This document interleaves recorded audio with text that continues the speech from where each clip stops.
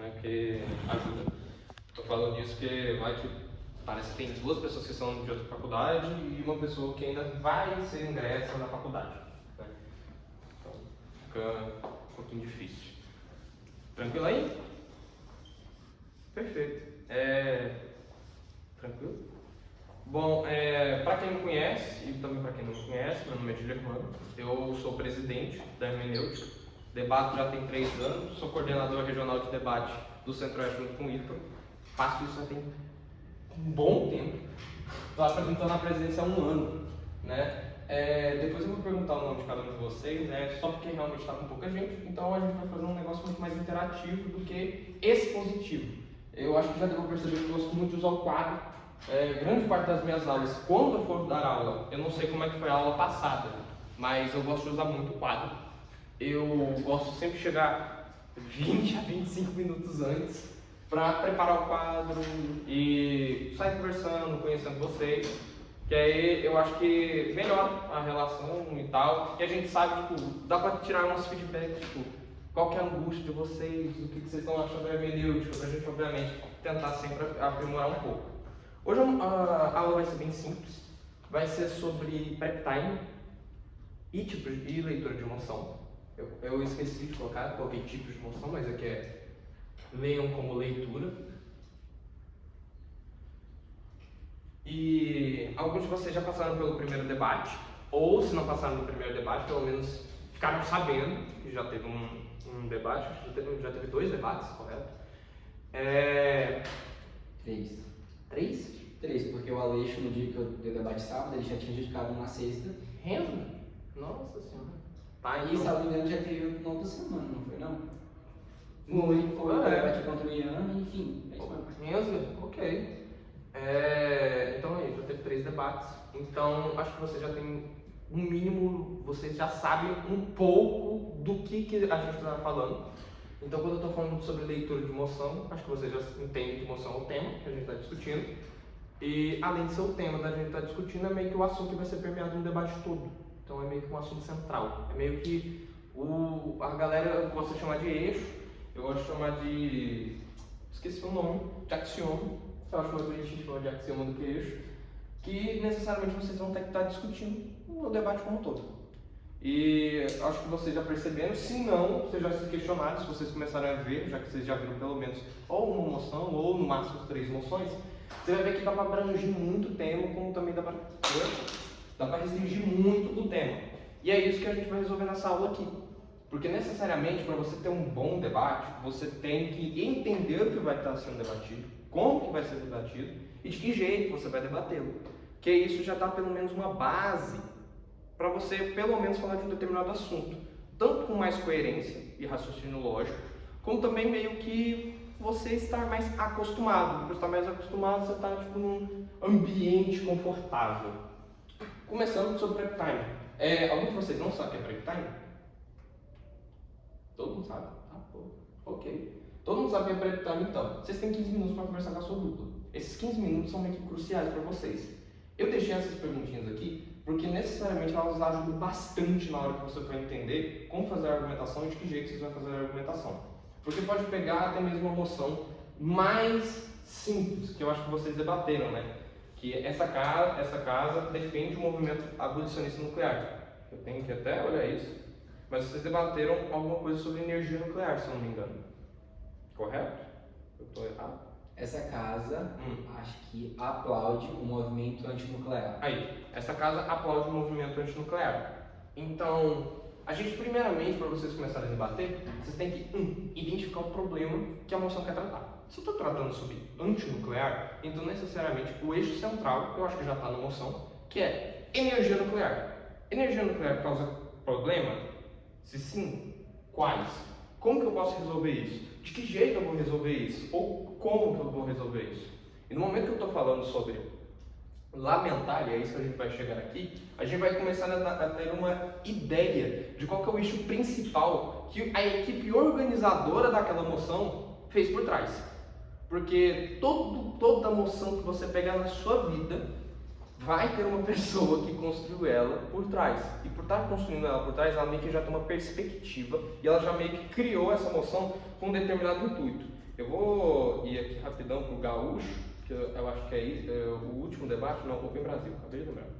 Vou aqui pro Open Brasil, porque necessariamente, para pegar algumas moções de exemplo depois, que aí, para vocês começarem a observar que realmente, todas as moções têm um cunho, ou aquilo que eu quero que você faça, ou o caminho que você siga. O exemplo disso é moção do antinuclear. Eu quero que necessariamente você me trata sobre o problema da energia nuclear. De certo modo, ou na sociedade ampla, ou no Estado, ou em algum motivo, sei lá, em guerras, ciência, avanço da ciência. Provavelmente alguém falou que energia nuclear fez raio-x, ou outro falou que bomba nuclear mata muita gente, então é melhor a gente não ter bomba nuclear. Então, isso são argumentos que necessariamente o cara que organizou, que a gente vai chamar de CETIM, ele queria que você tratasse de certo modo que você pontuasse aquilo. Por fim, para não pré-time, você tem que descobrir qual que é o contexto que está inserido aquilo. O exemplo, de novo, antinuclear. Hoje, como é que está a perspectiva do movimento antinuclear? De que jeito a gente tem pessoas que observam o movimento antinuclear? Ou de que jeito a população em geral observa esse movimento? Então, é meio que você me explicar esse determinado contexto e você me enquadrar de que jeito. É ruim? É bom? É pouco? Ainda dá para melhorar? De que jeito você vai me enquadrar isso? E isso é interessante, porque esta casa acredita que atos de maldade deveriam ser vistos majoritariamente como consequência de ignorância em detrimento de falha de caráter. Então, essas moções que não têm algo explícito, exemplo, por que então eu tenho que definir um ato de maldade como ignorância e por que eu tenho que definir um ato de maldade como falha de caráter? São necessariamente, agora, entram com problemas muito mais filosóficos, muito mais sociais do que simplesmente uma moção de eu tenho um grupo e esse grupo defende uma causa, eu sou a favor ou não dessa causa. Moções desse estilo, você tem que ficar muito mais em como que eu vou resolver esse problema, ou se é que existe um problema atrás disso, do que outros estilos de moções. E aí que a gente vai passar para agora, tipos de moção. Moções que são necessariamente mais fáceis para serem debatidas. Moção de agente, moção comparativa e moção política, ou public policy, ou eu gosto sempre de colocar de política pública. Por quê? Moções que são de agente, necessariamente, elas já... Eu vou tentar pegar uma moção de agente o mais rápido possível. Muito bom. Tá, mas essas moções de agente, necessariamente, elas tendem a ser muito mais óbvias. Porque eles vão falar a última moção que foi debatida online, ontem. Esta casa, enquanto Igreja Católica, esta casa acredita que é do interesse, esta casa acredita que é do interesse da Igreja Católica oficializar santos populares. Beleza. Necessariamente eu já tenho um agente, que é a Igreja Católica. Porque está falando, esta casa acredita que é do interesse da Igreja Católica. Então eu já tenho uma pessoa que eu vou ter que meio que definir o interesse. Então esta casa, enquanto União Europeia, acredita que não deveria comprar gás. Essa casa, enquanto União Europeia, acredita que não deveria comprar gás da Rússia em detrimento de comprar gás e petróleo da Arábia Saudita. Então você já tem uma ideia que você já tem que definir esse determinado agente. Você já tem um caminho para você seguir. Então, lembrando disso, identificar o problema e como que resolver esse problema. Principalmente, você tem que resolver o problema agora pensando que você é essa pessoa. Moções de agente, você tem que meio que colocar uma máscara e você fala assim, ok, eu sou a União Europeia, o que eu penso, o que eu quero e o que eu faço. Igreja Católica, por exemplo. É do interesse da Igreja Católica reconhecer santos populares. Tá, eu como Igreja Católica, por que isso é interessante? De que jeito é interessante? Ou se isso vai melhorar de alguma forma? Então, confirma para mim, está gravando, você consegue enxergar o... Vai gravar. Nossa Senhora, que susto. Eu acho que tá. Então vamos lá. Comparativa é muito boa. É as moções que eu acho mais assim, em quesito de facilidade, eu sempre acho que a comparativa é muito mais fácil. Porque a comparativa deixa óbvio que você tem que tomar um lado e o outro vai ter que tomar um outro. Moções comparativas. A maioria das vezes você vai escutar o verbo em detrimento. Não verbo, né? Qualificador modal. Eu acho que é qualificador modal. Em detrimento de, ao invés de.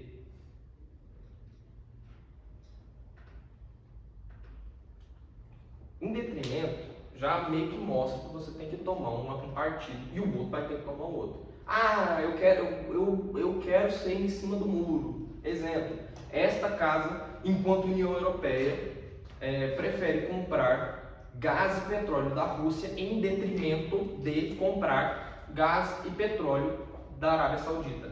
Tá, um lado vai ter que defender comprar gás da Rússia e o outro vai ter que defender comprar gás e petróleo da Arábia Saudita. Ah, eu posso. Aí vem o teu coleguinha e fala assim: não, mas a gente pode comprar dos dois. Legal, bicho. Fora do debate. Você tem que me defender necessariamente. Comparativa já meio que deixa óbvio. Você vai ter que defender A de todas as formas, de todas as maneiras, e o outro vai ter que defender B de todas as formas, de todas as maneiras. Isso aqui, esse tipo aqui de moção, ele é muito bom porque você tem que construir um mundo. Necessariamente, você tem que construir, você tem que construir um cenário de como que isso vai acontecer. Nas outras moções você vai ter que fazer isso, mas necessariamente aqui você meio que é mais intuitivo, você construir um cenário de como que vai acontecer ou de que jeito vai acontecer. Então, necessariamente falando, eu gosto desse tipo de moção, que é meio que mais fácil. Moção também do Open Brasil, novo. Gosto da moção. Eu gosto de lá porque é o campeonato brasileiro. Né? É o primeiro campeonato brasileiro que tem, então é bonzinho. Eu gosto das moções de lá. Aqui. Esta casa acredita que atos de maldade deveriam ser vistos como consequência de ignorância em detrimento de falha de caráter. Então, ou seja, você tem que falar que um ato de maldade é consequência de ignorância do indivíduo. E o outro vai ter que ser porque ele é um indivíduo filha da puta, melhor dizendo. Que é uma falha de caráter dele. Ele nasceu assim. O melhor exemplo disso é traição. Então, vamos lá. Traição é ignorância, que é um ato, ou sei lá, um ato. O que seria um ato de maldade, né? Então, me fala um ato de maldade aí. Tô fora do escopo, foquei. Fala um ato de maldade. Normal? Um ato de maldade. Chutar um gato. Chutar um gato. Chutar um gato. Chutar um gato. Chutar um gato. Ato de maldade. Gostei da qualificação. Pode ser um ato de maldade. Pode ser não, gente, pelo amor de Deus. Mas vamos lá. Um ato de maldade. Chutei um gato. É uma falha de caráter minha ou é um ato de ignorância? É uma falta de caráter muito grande, inclusive. Mas pensa no teu avô. Teu avô nunca deu um chute no cachorro? Fez pior.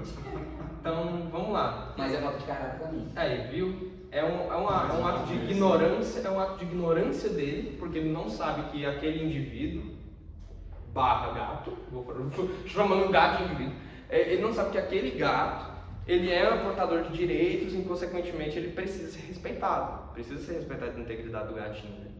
Mas também pode ser uma falha de caráter, que a pessoa é uma filha da puta de um gato assim, pá, uma bica. Entendeu? E aí? Então fica muito mais óbvio nesse cenário de comparativo que você tem que construir o que vai acontecer, o que foi. Então, por exemplo, do avô do Ítalo, será que realmente ele teve uma educação que ensinou que esses animais necessariamente são portadores de direitos que devem ser respeitados, assim como sua integridade?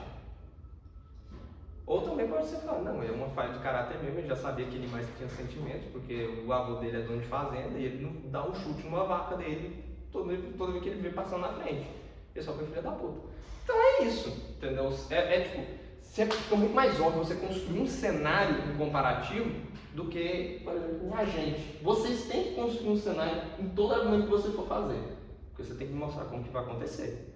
Mas aqui fica muito mais óbvio. Então por isso que eu gosto desse tipo de emoção. E são as emoções que eu mais gosto. Tem uma emoção, acabei de lembrar, que estava no processo seletivo que vocês foram aprovados. Uma era de comparativa. Uma emoção era comparativa. A outra, que era a minha, era esta casa lamenta que a narrativa. Essa casa lamenta a narrativa que o amor é uma fraqueza. Pra mim, também uma das emoções mais bonitas já fizeram. Então, não é comparativa. Esse aqui é valorativo, depois eu vou explicar. Policy, política pública. Política pública. Política pública, o nome meio que já diz, né? Então, é algo que você deve implementar. A maioria das vezes, políticas públicas estão sempre atreladas com a gente. Porque política pública, para você implementar uma política pública, tem que ser ou o Estado, ou um grupo social, ONG, etc., ou necessariamente pessoas relevantes, né? Fazer uma não pessoas relevantes, pessoas relevantes, pode ser também política pública. Então, necessariamente, para você definir isso daqui, a maioria das vezes não está atrelado com a gente. Às vezes não, outras vezes sim, mas grande parte das vezes sim. Tô sem água. Joga tua água aí. Porra. Então você deve fazer algo. Então você tem que me falar como que essa política vai afetar necessariamente o Estado, né? O cara tinha acabado de falar o trem, né? Um movimento social. Então você tem que falar como que isso vai afetar necessariamente esses movimentos sociais. O melhor exemplo de política pública, moção Centro-Oeste Debate 2022. Esta casa revogaria a PEC do teto de gastos. É uma política pública. Eu vou revogar a PEC do teto de gastos. Quem que vai revogar? O Estado brasileiro, óbvio. Mas necessariamente é uma moção propositiva. Então eu tenho que fazer alguma coisa. Eu tenho que mostrar como que eu vou fazer, de que jeito eu vou fazer. O melhor exemplo é essa moção da PEC do teto de gastos. Por quê? Se eu tirar a PEC do teto de gastos, o que vai acontecer com o orçamento? O que vai acontecer então com... A galera gostou muito de falar do Bolsa Família.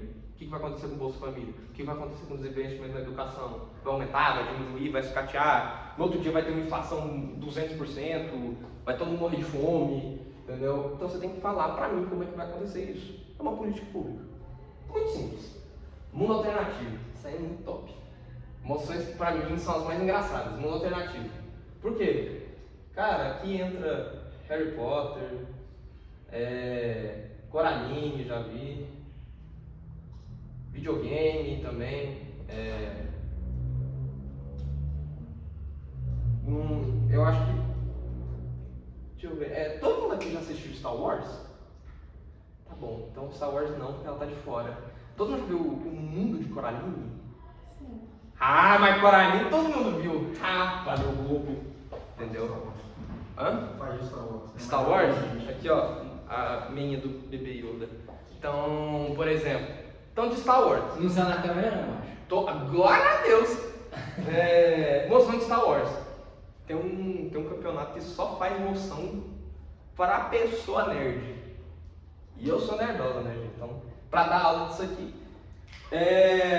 Então, são moções assim que são mais atrativas. Então, eu vou falar do Harry Potter, que eu acho que a galera tá mais cult, né? Tá mais cult e menos nichado. Acho que todo mundo já viu Harry Potter, pelo amor de Deus, todo mundo já viu. Todo mundo sabe quem é Harry, todo mundo sabe quem é o Voldemort. O Vzão ali, ó, carequinha, nariz ruim. Beleza, moção da final dos Novices, do campeonato épico. Esta casa, enquanto Harry Potter lançaria o feitiço Avada Kedavra no Voldemort quando ele estava fraco. Abracadabra? Avada Kedavra, sabe? Acho que é isso. Avada Kedavra, o raio verde, assim, ó, pá, que o Voldemort fala. Aquele que dá no final, mas eu não aquele do final mesmo. Entendeu? Eu sei que é o feitiço, tipo assim, se você acertar bem, morreu. Exemplo, pai do Harry. Mas se você acertar mal, exemplo, Harry Potter, só com a marquinha aqui do raizinho. Então é mais ou menos isso. Então, tipo, é uma emoção meio. Esta casa enquanto o Harry Potter matava o Voldemort ou não matava o Voldemort. Eu tenho um exemplo de emoção também. Vai. Essa casa, enquanto Batman, abria mão ou abandonaria a sua regra de não matar. Isso acontece no Dark Knight. Entendeu? Então é mais ou menos assim, é mundo alternativo, bicho, é um negócio muito louco. Então, tipo, a maioria das vezes Coraline, tipo, o final de Coraline, a Coraline foge, porque ela não quer ter os seus olhos costurados, né, galera? Moção do final do app. Final tá ao vivo, tem um vídeo, é muito, muito top. Esta casa, enquanto Coraline, pediria para sua mãe costurar os seus olhos e continuar dentro do mundo. Porque o mundo lá era perfeito, não tinha tristeza. Então é meio que essa casa viveria em um mundo sem tristezas do que, tipo, totalmente preso, sem liberdade, mas feliz, do que em um mundo que você sabe que pode ter infelicidade. Nossa, são moças assim, filosóficas, fora da caixa e que são mundos alternativos. Mais uma. Mais uma. Essa casa, enquanto Lua Molúsculo, desistiria do Siri Cascudo e iria seguir o seu sonho de ser... tocador de clarinete, tem essa emoção também. Então são emoções alternativas. Então por que eu como Lula Molusco? Eu quero fama, eu quero ganhar dinheiro, então é muito melhor eu ser, sei lá, tocador de clarinete do que ficar ali sendo caixista, né? Então são emoções mais ou menos assim, né? São emoções assim, bem avoadas, moção de mundo alternativo também. E só pra finalizar, porque essa pra mim foi o auge. Banheirão 2018. Porque essa emoção é boa. Essa emoção é relativamente boa. Esta casa, enquanto cidadão comum, daria o golpe do baú no Renan Bolsonaro. Então, assim, essa emoção é relativamente boa. Tipo, muito debatível. Tá? Então, por exemplo, por que eu ia dar o golpe? Por que eu, como pessoa comum, ia dar o golpe do baú no Renan? Entendeu? Por quê? Eu ia ficar na mídia, eu ia ter 5 minutos de fama, BBB da vida, eu ia ser chamado. Então, assim, são mundos alternativos. Aqui a galera gosta de, assim, ficar meio doido antes de fazer a moção e entrega. Mas sai uns negócios muito bons. Do Harry Potter, da Coraline principalmente. A Coraline é incrível. Tem mais também, baseado em filme. Então, assim, a galera gosta muito de debater isso. Lembrei também essa. Esta casa. Lembrei.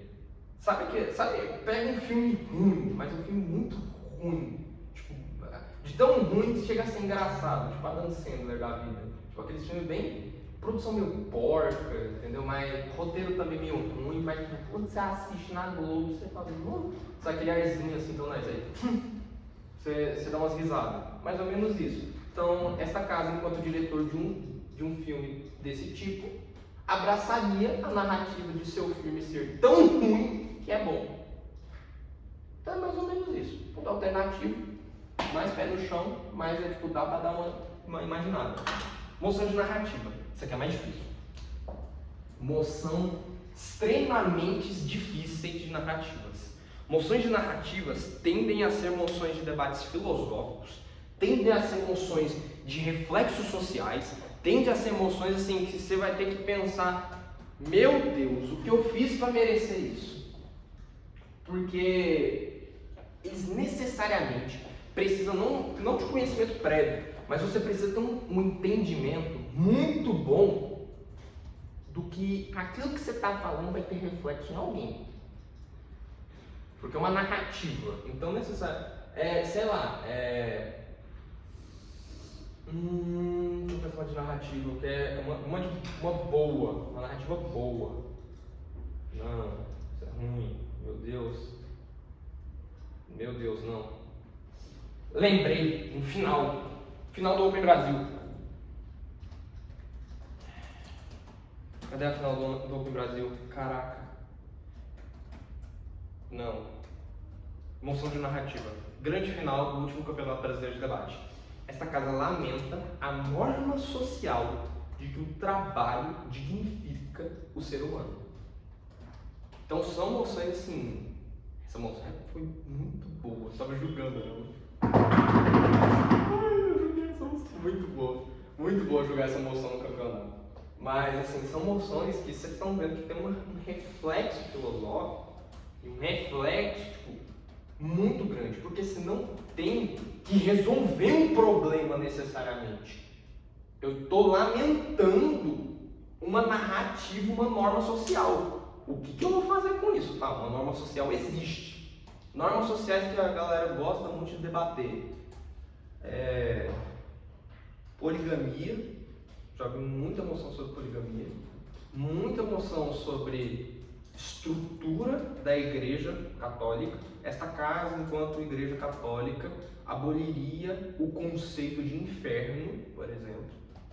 Muito alta essa emoção também. Então são emoções que tendem a um nível de filosofia, eu acho que até uma metafísica muito boa, muito grande. Porque você vai ter que construir um cenário de que jeito essa norma social vai afetar essas pessoas, como que ela afeta essas pessoas. E é muito difícil você me enquadrar como, tipo, aonde que uma norma social necessariamente vai afetar um indivíduo, até onde isso vai afetar um indivíduo.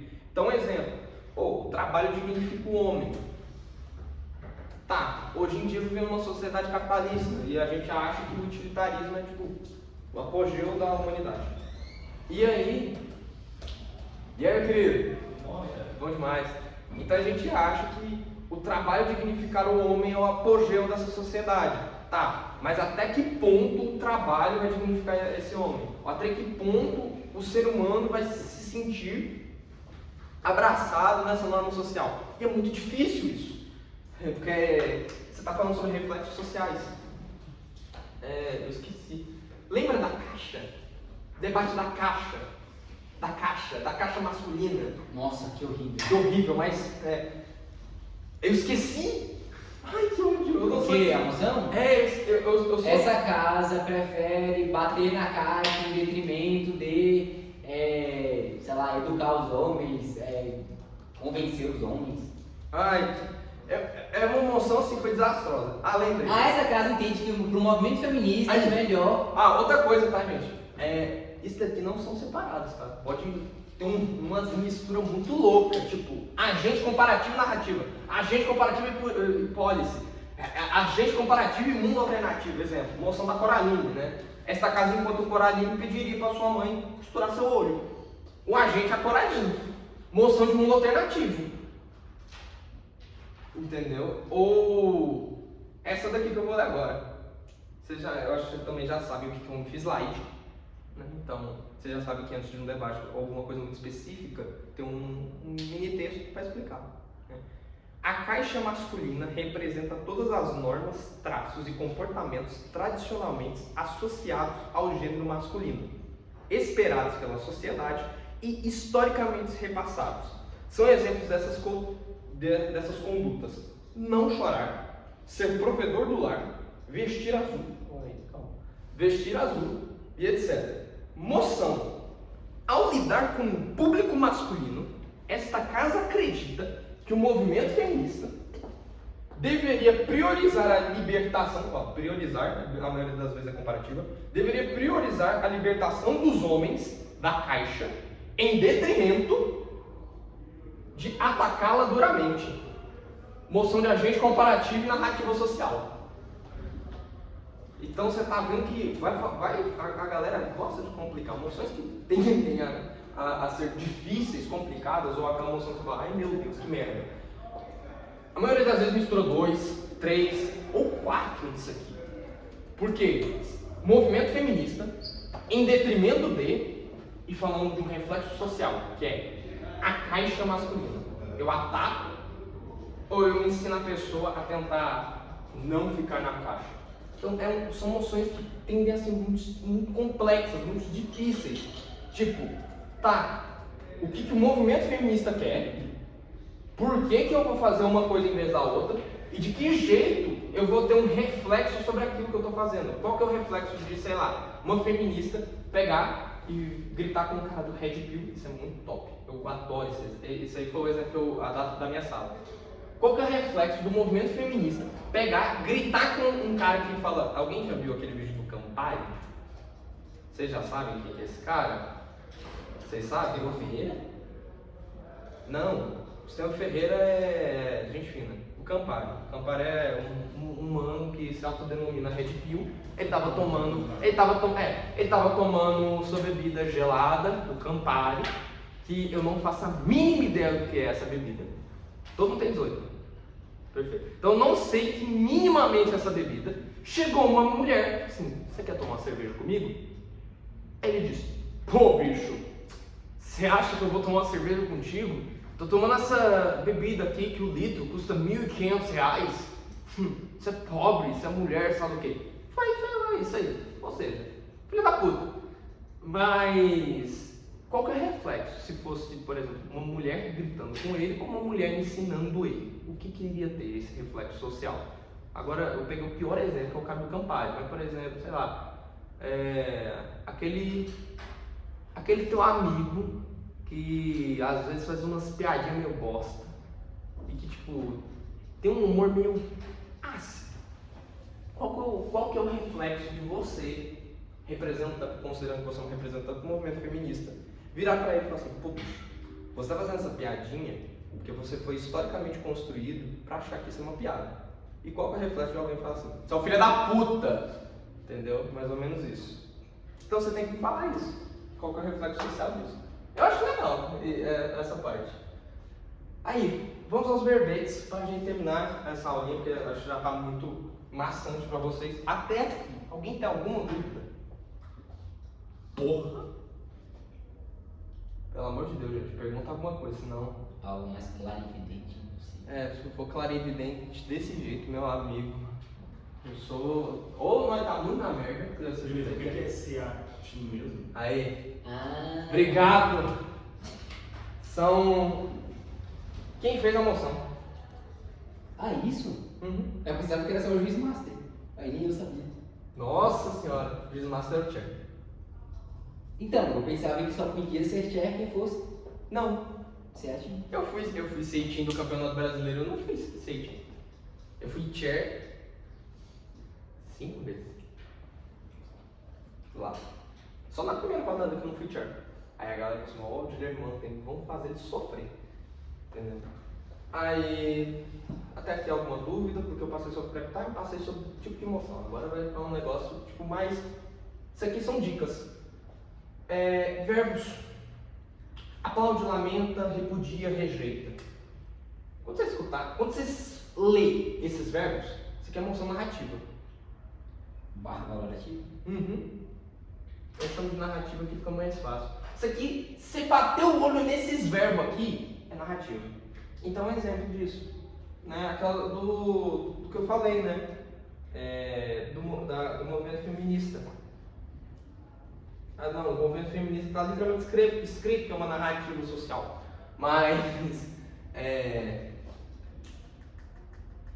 eu pensar uma emoção com lamento. Lamento é foda. Aí essa casa alguém tá sem som de alguma coisa, eu acho que eu já vi uma som. Esta casa, lembrei, obrigado. Essa casa lamenta, esta casa lamenta a decadência da hegemonia estadunidense. Essa casa tá. Essa é a aplaude, né? Mas, por exemplo, essa casa lamenta lamenta, eu esqueci o verbo, a palavra que eu usei, mas vocês entenderam. Essa casa está lamentando a queda dos Estados Unidos. Então, necessariamente é uma missão de narrativa. Por quê? Eu estou resolvendo alguma coisa, eu preciso fazer algo? Não. Eu preciso comparar algo?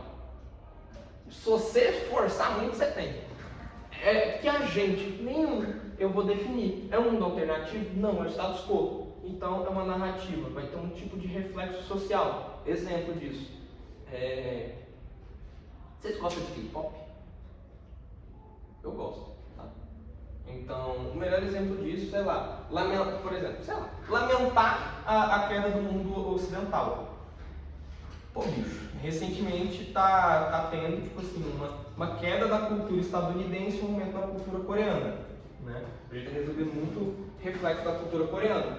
Pode ser isso que a gente está debatendo naquela da hegemonia. Pode ser uma hegemonia cultural, uma hegemonia econômica, uma hegemonia política, e aí vai. E tudo isso são reflexos sociais.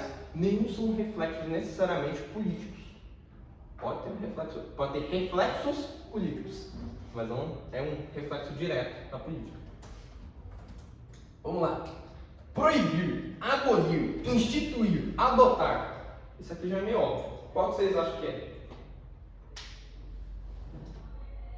Proibir, abolir, adotar, instituir. É de agente? Perfeito. É política pública. É uma política pública. Eu vou adotar, eu vou proibir, eu vou abolir, instituir. Eu vou instituir, sei lá, essa casa instituiria aos menores de 18 anos poder votar 2 vezes. Essa moção é brava. Muito boa pra debater.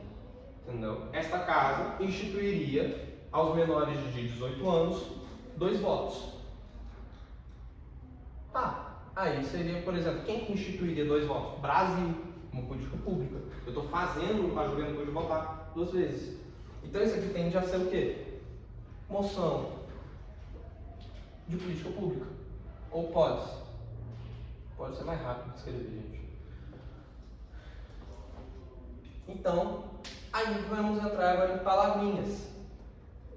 Essas palavras, dá pra você perceber que, tipo, só tem uma moção que a maioria das vezes se enquadra. Que é, tipo, meio óbvio, que tá até escrito aqui. É moção de narrativa. Norma social, narrativa, popularização e declínio são também moções de narrativa. Por que eu tô batendo tanto em moção de narrativa? Porque são moções que são complicadas de você debater.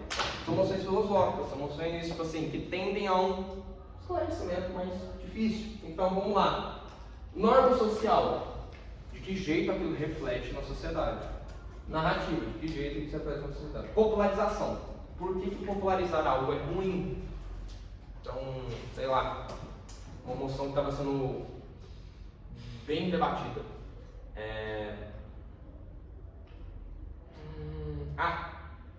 Esta casa lamenta a popularização das empresas que estão fazendo propagandas bichique.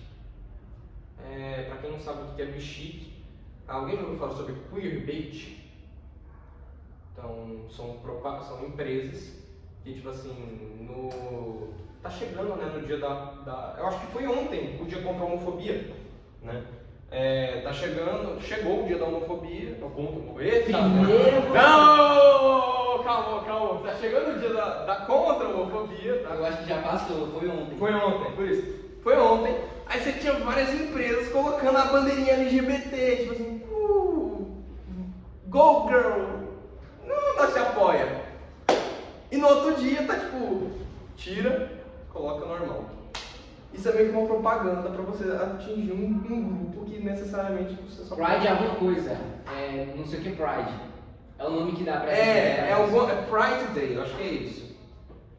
Eu sei se é Day. É um dia, tá? É dia do orgulho, né? É dia do orgulho, então eu acho que é Pride Day. Mas tipo assim, é o orgulho apropriado por essas empresas que querem lucrar. Aí tem o nome Pride, alguma coisa Pride. Então é isso que eu tô falando, é queerbait. Então são empresas que necessariamente só estão fazendo esse tipo de propaganda para só falar assim, ó, nós te apoia. Aí depois me ajuda a passar alguma política pública, eu falo assim, então minha gente, não posso ajudar.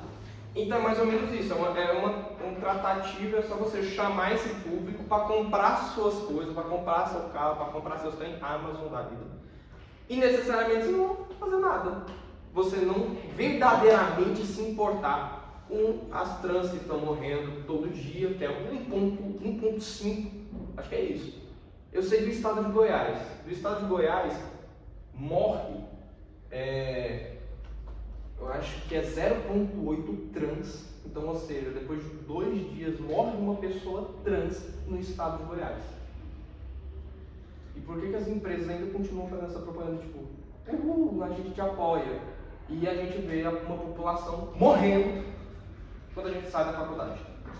É porque só querem vender. só quer comprar. Então essa casa lamenta esse tipo de popularização. Aí a outra galera vai falar tipo assim, não, a gente apoia essa popularização porque, querendo ou não, a gente leva a pauta LGBT, a gente avança com a pauta LGBT.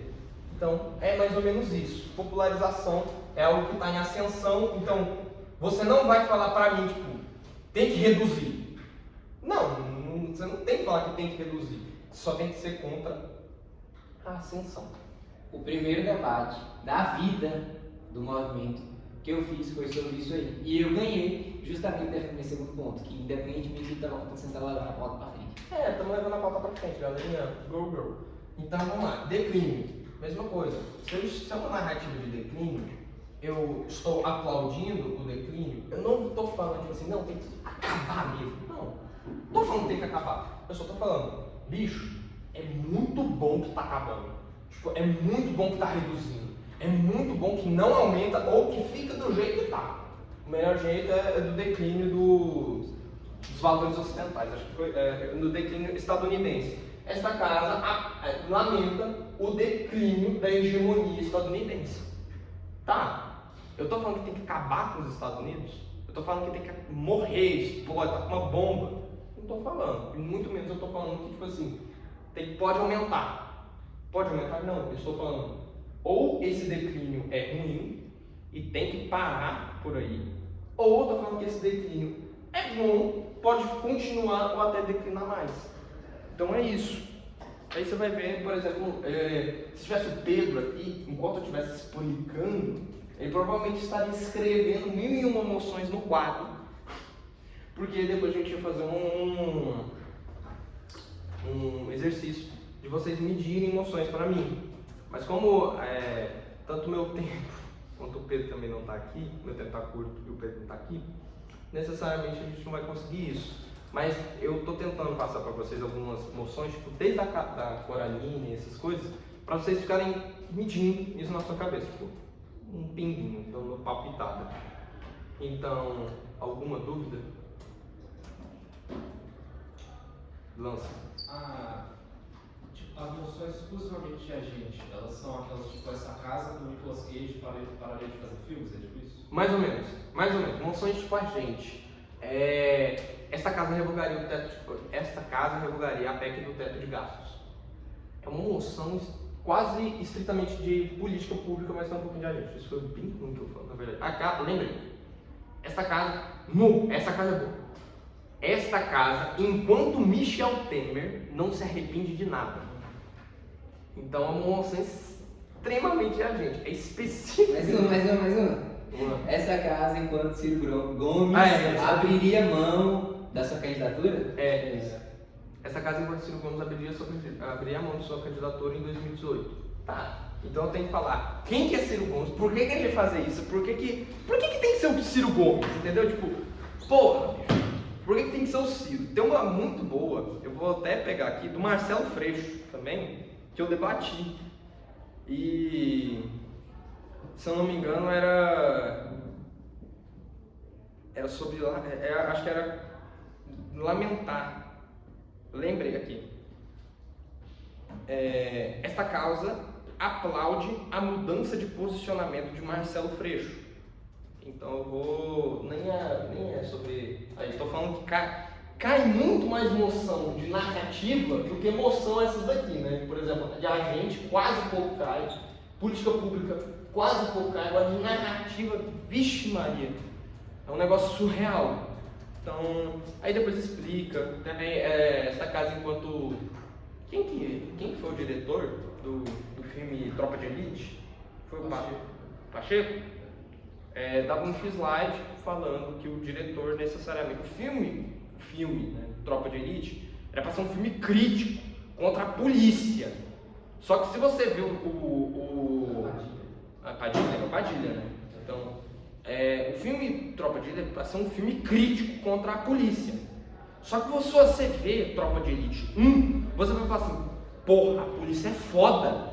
Tipo, nossa, eu queria ter muito Capitão Nascimento na rua.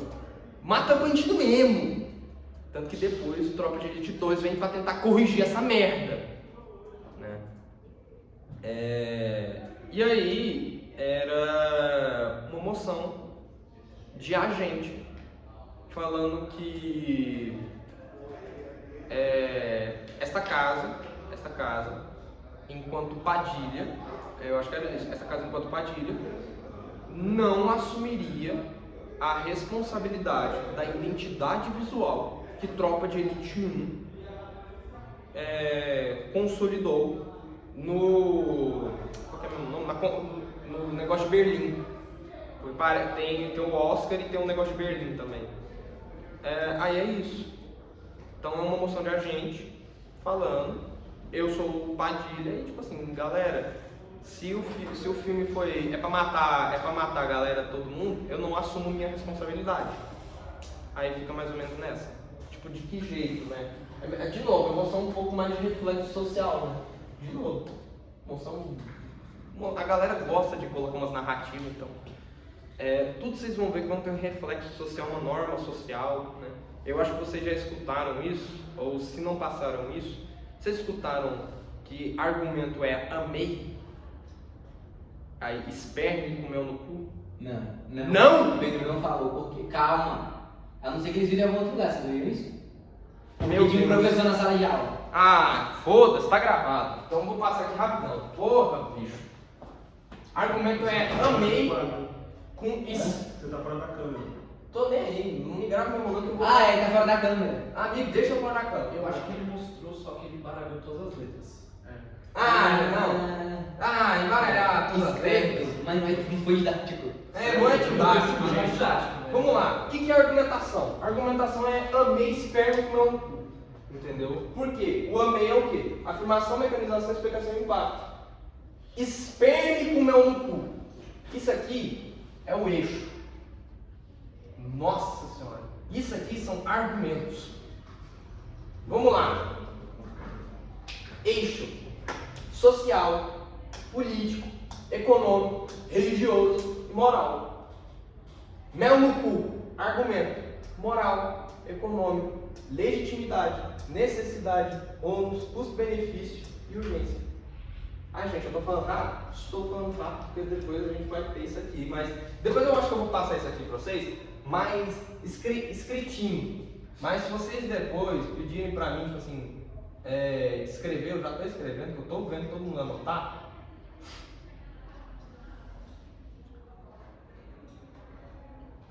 Porque a maioria das vezes vocês vão ficar com aquela dúvida assim, ou quem já debateu falou assim, porra, quem fala em segundo lugar é muito difícil eu não copiar aquilo que o meu cara lá da minha bancada de cima falou. Se vocês não passaram por isso, vocês podem ter certeza que vocês vão passar. Tá? Tipo assim, porra, tudo que ele falou é o que eu ia falar. Que merda, eu combinei 15 minutos com a minha dupla, falando assim, não vai falar disso aqui. Aí eu vejo em 7 minutos tudo que eu falei com a minha dupla em 15 sendo falados. Aí é foda. Mas aí você não se sinta agora sozinho. Por quê? Isso daqui, gente, eu tô pegando do... Qual que é o meu nome?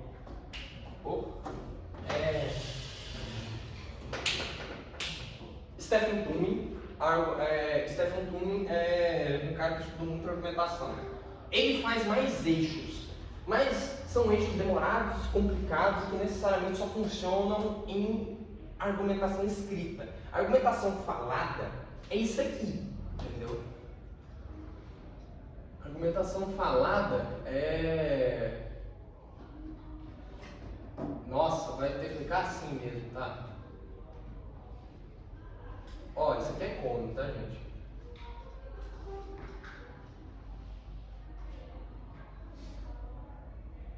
Vou ter que fazer religioso.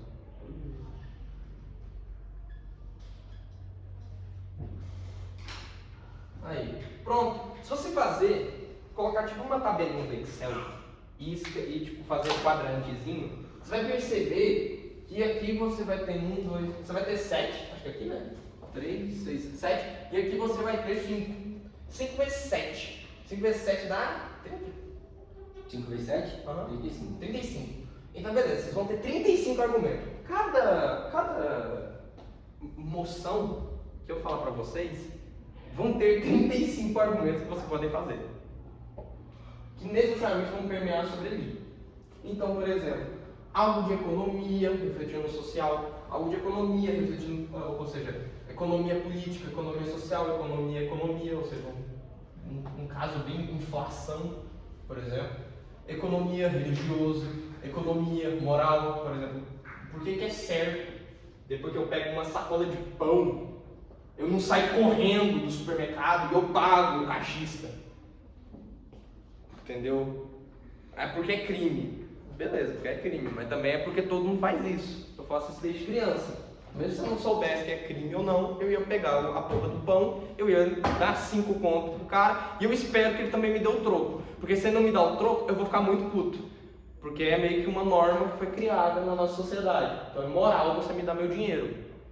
É moral eu não pegar e sair correndo, roubando pão. Mas por que é moral, por exemplo, uma pessoa que está passando fome, pegar a sacola de pão e sair correndo? É um argumento, por exemplo, econômico moral. É um argumento que eu estou refletindo economicamente falando, mas que tem um cunho moral explícito. Porque a pessoa que passa fome, a gente passa o pano mais com pessoas que estão passando fome, se elas roubar, por exemplo, um pão, não deixar de pagar uma determinada comida, mas pessoas que são ricas ou que têm uma quantidade de dinheiro não podem fazer isso. Moral e econômico e social. De que jeito a economia afeta a sociedade? Econômico-político, de que jeito a economia afeta a política?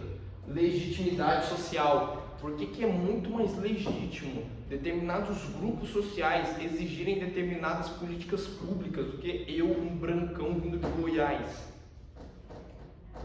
Entendeu? Argumento. Legitimidade política. Por que necessariamente quando a gente tem um político eleito pelo povo, a gente não pode só simplesmente tirar ele. Tipo, você é literalmente distrato, você não serve para nada jogando no lixo. Né? Por que a gente não pode simplesmente tirar ele? A gente tem que respeitá-lo de certa forma. Por que a gente tem essas posições de poder? Necessidade. Necessidade é por que isso é necessário ser feito? Ônus. Ônus também vai ser chamado de backlash, mas não vou tratar isso aqui. Ônus é como se fosse o peso que você carrega. Então, um exemplo disso, sei lá, qual que é o ônus? Muito bom isso. Movimento antinuclear. Qual que é o ônus, qual que é o peso de eu deixar, nações terem bombas nucleares, bicho? Um negócio meio absurdo, mas... Qual que é o peso disso? Qual que é o reflexo? Qual que é a consequência disso? Ônus pode ser chamado de consequência também. Custo-benefício. Vocês estão em qual período? Primeiro? Vocês estão primeiro também, né? Vocês estão tendo agora, eu acho que introdução à economia. Então, vocês já ouviram falar sobre trade-off? Não, acho que Então, assim, custo-benefício nada mais é do que isso. Trade-off. Você escolhe algo por outra coisa porque é muito mais benéfico, porque você...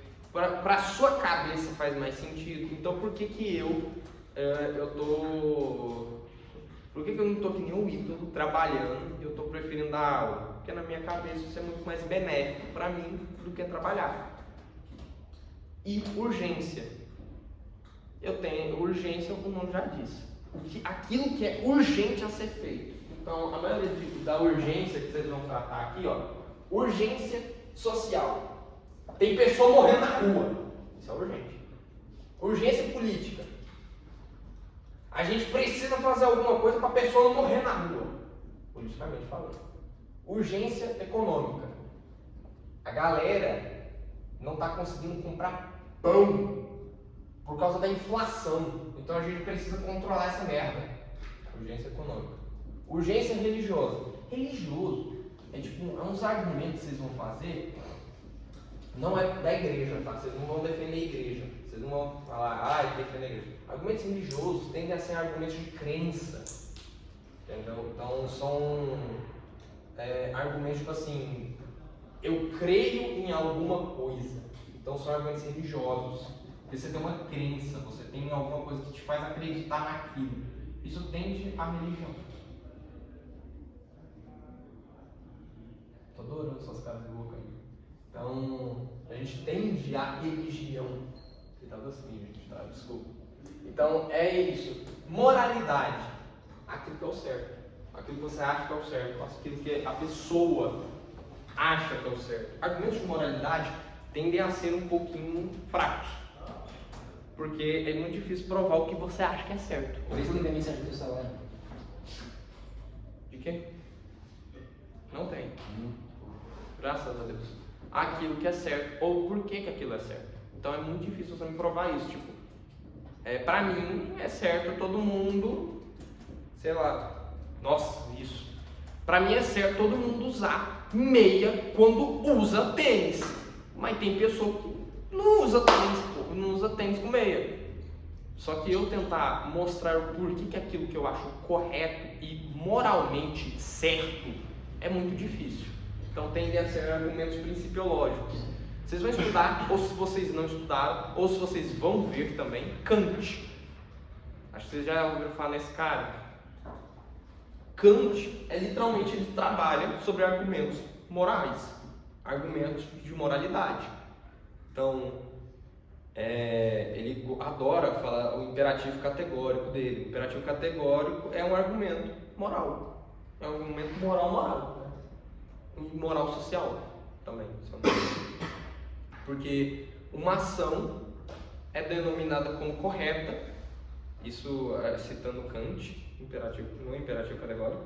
Uma ação ela é correta no momento que, se você analisar todas as oportunidades que você pode refletir com aquela ação e você tiver um resultado positivo e você generalizar isso, tipo, se eu, por exemplo, se eu pegar o seu celular sendo um policial, dependendo da minha atitude, ela é moralmente correta. Eu vou estar protegendo outra pessoa. Mas e se eu, Dilerman, entrasse, pegasse o celular do Ito e saísse correndo? É errado, porque eu não consigo generalizar essa determinada atitude. Então, a atitude do policial, mesmo que tenha um reflexo positivo para tentar proteger alguém, é moralmente errada. Porque eu não posso generalizar a atitude dele para todas as pessoas em todas as ações. Então, por isso que vocês vão depois ver, eu acho que vocês vão, com o passar do tempo, vocês vão observar isso. Para quem é do direito, vai ter muita discussão sobre direito privado. Mas quem não é do direito privado, quem é aqui, se é do direito? Se é do direito? Direito? Réu. Então, vocês vão ver, por exemplo, por que a gente tem que respeitar a autonomia do indivíduo, a liberdade individual. Por que tipo, a gente não pode aceitar, por que a gente, por que no mundo hoje em dia a gente respeita, por exemplo, a propriedade privada?